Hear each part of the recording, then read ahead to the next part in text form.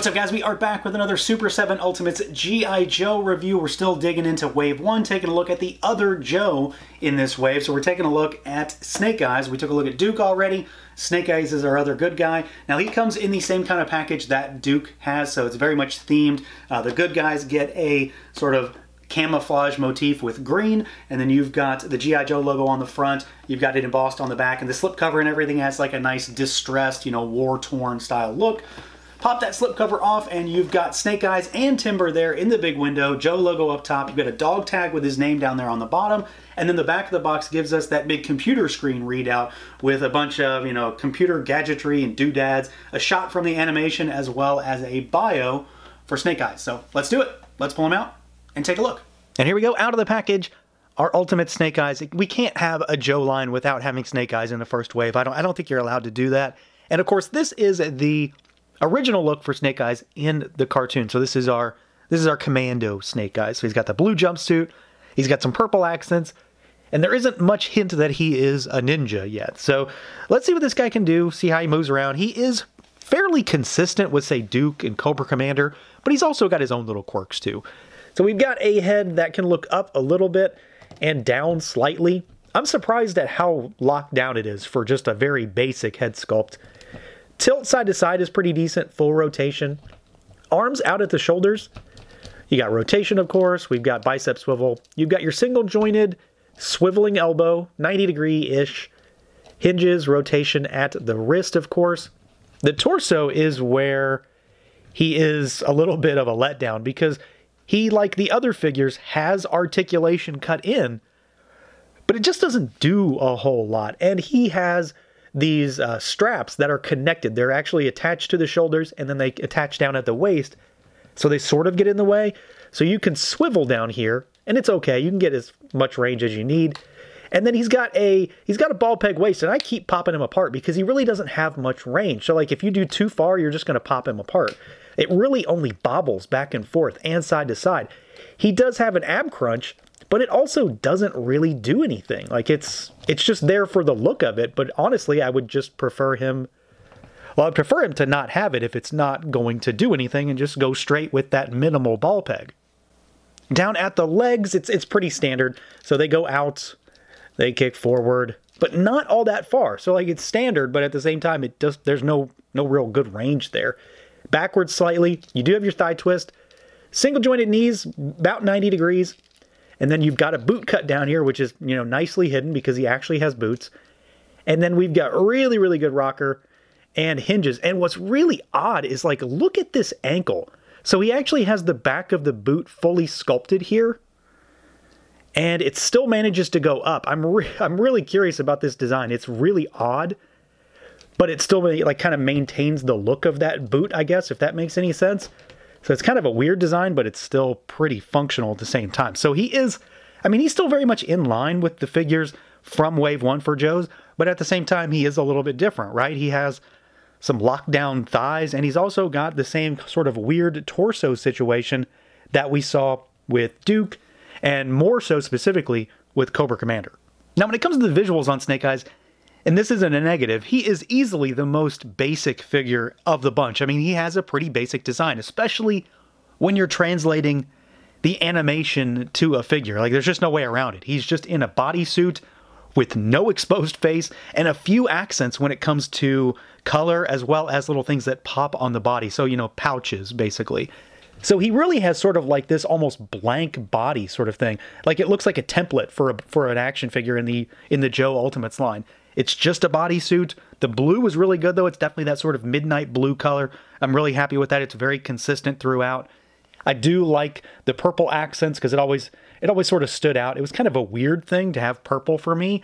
I do think that these pouches on the chest, I swear those are supposed to be black, but it may be one of those things where it changed, from time to time, which is one of the consistent inconsistencies of cartoons from that era. So I'm not too worried about that. I do like the pouches on him, though. They definitely pop. They add a little bit of depth to the figure, and they just make things stand out a little bit more rather than him just being this blue void. You do have his little straps, which add a little bit of dimension to that chest. They do sort of get in the way, but at the same time, they don't exactly get in the way. They'll twist and bend because they're very pliable plastic.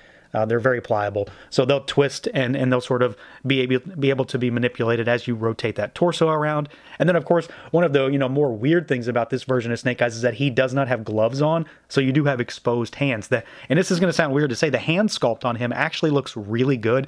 There's a surprising level of detail in these hands compared to the rest of the body, just because it's exposed flesh, but they look good. He is sized pretty well. I mean, he's definitely going to be more in line with the Joes, and they are consistently seeming, to me at least, to be a little bit taller than your average Ultimates across the board. These guys just seem to be a little on the tall side. And then we do have our head sculpt, which again is pretty basic. It's just a helmet, a mask with some lines that run through the top just to add a little bit of texture. You do have like the air holes on the front, and then you've got that opaque purple eye shield up there, which of course is really garish and it looks crazy, but it looks cool in the confines of this look. I mean, he's a blue and purple commando. Why not? Anything can work in an 80s cartoon. So he does look really good. I'm very happy with his look, despite the fact that he is quote unquote, more basic looking figure to me. I think he looks really good. The colors are clean and consistent throughout. What paint he does have and needs is pretty crisp as well. And then it's just a cool design. Like, this is definitely a very nostalgic looking Snake Eyes to me. So this one definitely kind of takes me back, and I think Super 7 did a pretty solid job translating the animation to figure here. Now for some size comparisons, let's start with other Ultimates. So we've got Snake Eyes in the middle, of course, and we've got Cobra Commander on the right. And the other line I'm working through right now is a Silverhawk. So here is Windhammer on the left, just to give you an idea what he looks like with a few other things. And let's do a Turtle as well, because of course, I keep mentioning the fact that these guys do seem a little tall. So let's take Cobra Commander aside, and here is Leo. And then let's do one more Ultimate. So here is a Thundercat. Here's Lino, and this is the one that kind of keeps throwing me off when it comes to whether these guys are, too tall or not, because he seems a little tall next to the Thundercats to me. And then let's move Leo aside. Here's a Figure Arts. Here is the Superhero Piccolo. Let's do a classified, let's do a G.I. Joe. Just, here's Cobra Commander because he is handy to give you an idea what he looks like next to the Hasbro offering, the current line. And then let's move Piccolo aside. Let's do a Mythic Legions figure. So here is Keltis. And then let's do one more. Let's do Animal Warriors of the Kingdom. So here is Tiberius, to give you an idea of what he looks like across a bunch of lines. I mean, he's going to fit in pretty good with a bunch of 7-inch stuff. I do still think these guys err slightly on the tall side when it comes to Ultimates, but they can be fudged in pretty easily regardless. Now, as far as accessories goes, Snake Eyes doesn't have maybe as many as the other figures in this wave, but he obviously has one really big addition because we get Timber right out of the gate. There's no waiting for another release to get him down the road. You get him right away. So let's talk about Timber real quick, because he's a pretty interesting figure. There's not a lot to really go over, but, he is articulated, and he does have probably the lion's share, or I guess the wolf share of paint when it comes to this particular release, because Snake Eyes obviously doesn't have a ton. He doesn't exactly need a lot of it. Timber has a lot of shading, and there is a lot of paint comparatively. There's a lot of paint comparatively. Sculpt looks good. Sizing looks good. Like, he definitely looks pretty big and beefy next to an Ultimates figure. So you've got your Ultimates Timber here. He does, again, have some articulation. Let's kind of run through it real quick. It's pretty minimal, though. Like, it looks like he has a lot, but it's not really. You've got swivel at the neck and swivel at the head, and you can sort of shimmy that side to side, and he goes down a little bit if you kind of push it hard enough. There is no opening jaw or anything like that, which I do kind of miss. I wish he had that. The legs are kind of interesting, though, because of how they're like attached and how they're sculpted. So they're actually off kilter from each other. This side is up higher than this side, so it's sort of always in a walking position in some ways, if that makes sense. These are connected to the ball peg so they can sort of hinge out. There it is right there. And this one is also with a ball peg, but they're hindered by their sculpt, if that makes any sense. Like, there's like fur covering this one a little bit more, so it can't go out as far, for example. You have hinge, you have like, a knee, you've got rotation there, and then you've also got your ankle hinge there, and you've got swivel down here also. The back legs are just hinges, so they just swivel side to forward and backward, basically, which is pretty normal for animals, quadruped animals of this style. You've got a hinge at the knee, and then you've again got hinges at the ankle. So it's pretty minimal. You've also got a swivel for the tail. It does have sort of like a little bobble action, but doesn't do a whole lot. It's mostly just that swivel. So he's decently articulated. Like, you're going to get him to stand up just fine, and he'll be able to stand alongside Snake Eyes without much fuss. But he's maybe not the most dynamic thing out there either. Now, as far as Snake Eyes himself goes, he comes with the jetpack, which I really like this. It's nice and glossy. Paint is kind of sloppy on these yellow parts here, but the sculpt is really good. Fits on him really nicely. It's very easy to put on and very easy to take off.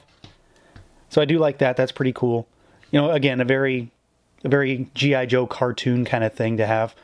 And then we get a bunch of hands. So he has sort of the relaxed open palm hands on him in the box.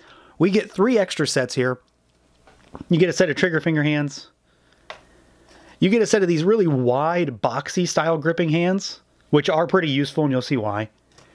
And then you get a set of fists. So we get 8 total hands for Snake Eyes. He gets some weaponry. So you get this little pistol, little laser pistol. And they're all the guns are very cartoony because, of course, you know, they're just solid colors for the most part. And then we also get this rifle, which this is the same thing that came with Duke. So if you have Duke, you'll end up with 2 of these. And then he also comes, same way as Duke, he comes with the walkie-talkie. And then a very Snake Eyes thing to have, you know, in this configuration, this era, this style, is the radioactive canister with the Cobra logo there stamped on the front. And that sort of boxy gripping hand really works well to sort of have him tucking this in under his arm. But of course, you can also use that hand for the walkie-talkie as well. So he comes with a decent amount of stuff. I mean, I'm not saying he doesn't come with much. He doesn't come with as much as everybody else, but he has a decent amount here, and it's all pretty solid. And of course, he does come with a very large buddy-style pack-in figure. So I'm really happy that we get Timber right out of the gate. He isn't the most dynamic thing in the world, but I do think he looks really, really good. And I'm just, again, happy to just have him and be done with it. And we don't have to wait and get him months, years down the road whenever we get a different version of Snake Eyes. So yeah, overall, Snake Eyes is a pretty solid figure, but he has basically the same problems that I have with Duke and Cobra Commander. That torso articulation just isn't working here. There is a non-functional ab crunch and an almost non-functional ball peg waist. I feel like we should just remove the cut and have a more robust ball peg waist, and he would be just fine. Articulation beyond that, I think, is relatively fine for an Ultimates figure. They do nail the look here. I'm really happy with the visuals. Paint is clean, sculpt is good. Everything about this, you know, oozes Sunbow animation, Snake Eyes. And then, of course, he comes with some really solid accessories. A lot of it to just round out a really solid package and give you a lot of the stuff you need for this version of Snake Eyes. Not to mention the fact that we got a Timber right out of the gate. And I'm really happy that they sort of just crammed him in to have the complete package so we didn't have to buy another one down the road just to get Timber as well. So that's going to do it for this look at the Super 7 Ultimates G.I. Joe Wave 1 Snake Eyes. Let me know what you guys think. Feel free to like, comment, subscribe, and share, and until next time.